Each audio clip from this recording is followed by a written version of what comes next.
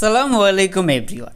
আজকের ভিডিওর থাম্বনেল দেখার পর অনেকেই চিন্তা করতে পারেন যে ৫,০০০ টাকা গ্যাপ, তাহলে দুইটা ফোনের ভিতরে কম্প্যারিজন হয় কী করে।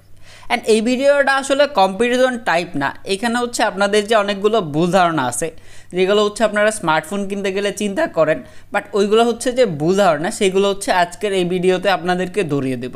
অ্যান্ড আমার মনে হয় যে এই ভিডিওটা দেখলে আপনাদের জন্য সত্যিই উপকার হবে, যে আসলে branded smartphone, non branded smartphone, even হচ্ছে কম টাকা দিয়ে স্মার্টফোন নিলে ভালো হবে নাকি বাজেট একটু বাড়িয়ে সেম কনফিগারেশন নিলে আপনার জন্য ভালো হবে, সেই সব কিছু জানাবো। তো চলুন শুরু করা যাক। আর ভিডিওটি ভালো লাগলে অবশ্যই সাবস্ক্রাইব করে নোটিফিকেশন বেল ওপেন করে রাখবে।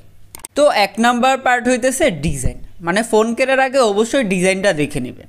তো ডিজাইনের ভিতরে হচ্ছে 3টা কোয়ালিটি হয়, একটা হচ্ছে গ্লাস বিল্ড, এটা হচ্ছে গ্লাস্টিক বিল্ড, আর এটা হচ্ছে পলিকার্বনেট বডি। গ্লাস বিল্ড মানে হচ্ছে এটা অনেকটা প্রিমিয়াম ফিল দেয়, আর এটাতে হচ্ছে দাগ পড়ে না।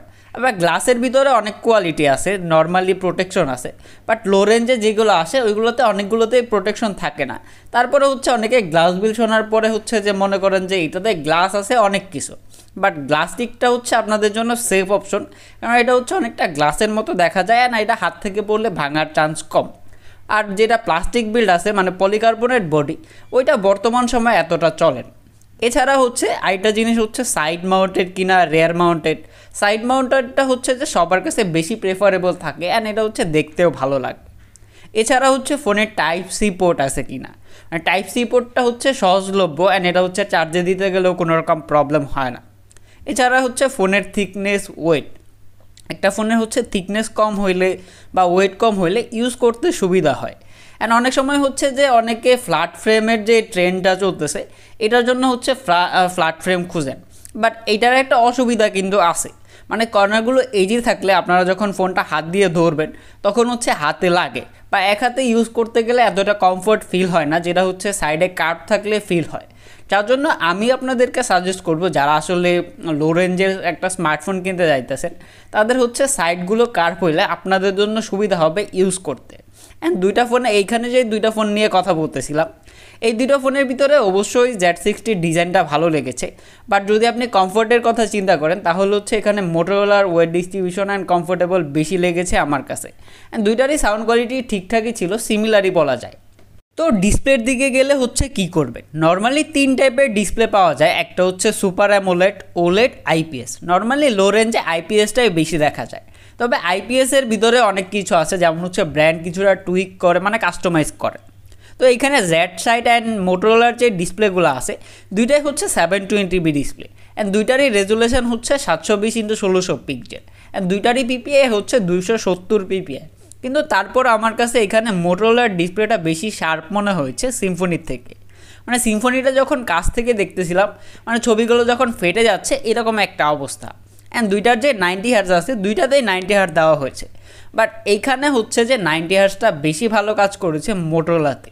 তো অনেক সময় হচ্ছে আমরা চিন্তা করি যে 10,000 টাকায় 90 হার্জ পাইতেছি, ওটা নেওয়া আপনার জন্য বেটার হবে, বাট সব সময় এরকম হয় না, কারণ ব্র্যান্ডগুলো আপনার কাছ থেকে বেশি টাকা নিতেছে, তার মানে কিছু তো দিতেছে। অ্যান্ড এছাড়া যদি বলতে হয়, দুইটার যে পানসোল ছিল, পানসোলের সাইজ অলমোস্ট সিমিলারই, কিন্তু লোয়ার চেঞ্জ এটা সিম্ফনির বেশি ছিল, অ্যান্ড মোটোরোলারটা কিছু কম ছিল। অ্যান্ড সিম্ফনিতে কোনো রকম প্রোটেকশন নাই, অ্যান্ড মোটোরোলাতে পান্ডা প্রোটেকশন আছে, যেটা অবশ্যই ভালো একটা দিক, যার জন্য অবশ্যই এটা একটু প্রাইস বেশি নিচ্ছে। অ্যান্ড তাছাড়া যদি বলতে হয় তাহলে সিম্ফনির এখানে ভালো ব্যাপার হইতেছে যে সিম্ফনির ডিসপ্লেটা অনেকটা ব্রাইট ছিল মোটোরোলার থেকে, অ্যান্ড এটা আসলেই ব্রাইট ছিল। এই জায়গায় সিম্ফনি অবশ্যই ভালো কাজ করেছে, যার জন্য অবশ্যই ফোন পারচেস করার আগে ডিসপ্লে ইভেন হচ্ছে অন্যান্য যে দিকগুলো আছে এগুলো পার্সোনালি একটু ঘাইটা নেবেন। অ্যান্ড ক্যামেরা পার্টে গেলে এইখানে হচ্ছে আমরা সব থেকে বড় ভুলগুলা করি, আমরা সবসময় হচ্ছে হায়ার মেগাপিক্সেল চিন্তা করতে গিয়ে একটা ফোন কিনে ফেলি যেটার ক্যামেরা হচ্ছে 52 মেগাপিক্সেল, 92 মেগাপিক্সেল, 100 মেগাপিক্সেল। বাট দিন শেষে আপনারাই বলেন যে দিন শেষে কতজন লোক হচ্ছে যে 100 মেগাপিক্সেল, 50 মেগাপিক্সেল দিয়ে ছবি তুলি।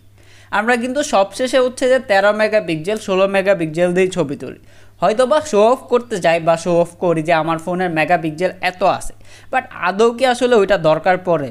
এই দুটো আমি যখন মোটোরোলা E22S এর একটা ভিডিও আপলোড করেছিলাম, অনেকে এটা নিজে কমেন্ট করেছেন যে এইটার ক্যামেরা হচ্ছে 16 মেগাপিক্সেল, হ্যান ত্যান এইগুলা, বাট আসলে কি ভাই এটার অপটিমাইজেশন কেমন, বা আসলে এটা 52 মেগাপিক্সেলের থেকে কতটা ভালো কাজ করে এটা একবারও দেখছেন?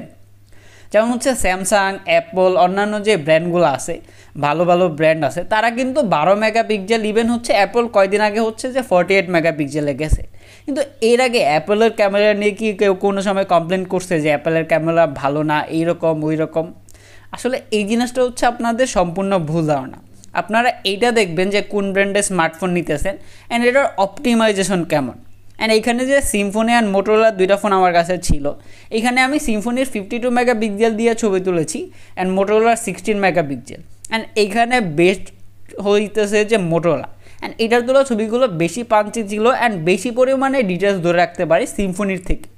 আমি সিম্ফনি 52 মেগাপিক্সেলই ব্যবহার করেছি, তারপরও এটার তোলা ছবিগুলো বেশি ভালো লেগেছে আমার কাছে। তার জন্য অবশ্যই, আর এখানে আরেকটা জিনিস চিন্তা করবেন যে সিম্ফনি 52 মেগাপিক্সেল দিতেছে, এখানে মোটোরোলা 16 মেগাপিক্সেল, কিন্তু এখানে যে মোটোরোলার অপটিমাইজেশনটা আছে এটা কিন্তু সিম্ফনির থেকে অনেক ভালো। সো এইগুলো মাথায় রেখে তারপরে হচ্ছে ক্যামেরাটা সিলেক্ট করবেন যে আপনার হচ্ছে 52 মেগাপিক্সেল লাগবে নাকি 12 মেগাপিক্সেল নাকি 16 মেগাপিক্সেল।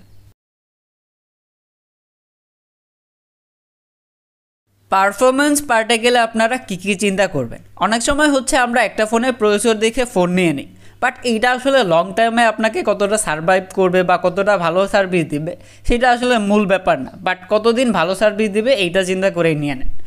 যেমন হচ্ছে সিম্ফনি Z60তে ব্যবহার করা হয়েছে টাইগার T606 অ্যান্ড মোটোরোলাতে ব্যবহার করা হয়েছে মিডিয়াটেক Z37। তো দুইটা ফোনের ভিতরে যদি বলতে হয় তাহলে অনেকেই বলবেন যে টাইগার T606 বেটার প্রসেসর।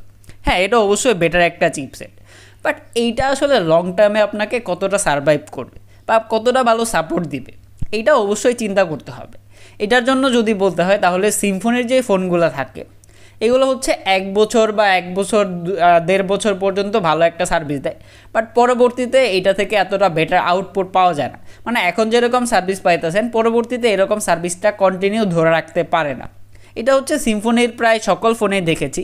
যেমন হচ্ছে এর আগে যে তাদের Z45 ছিল, তারপরে Z33, সবগুলোই হচ্ছে শুরুর দিকে ভালো সার্ভিস দিলেও পরবর্তীতে 6 মাস পরে পারফরমেন্সটা ড্রপ করে।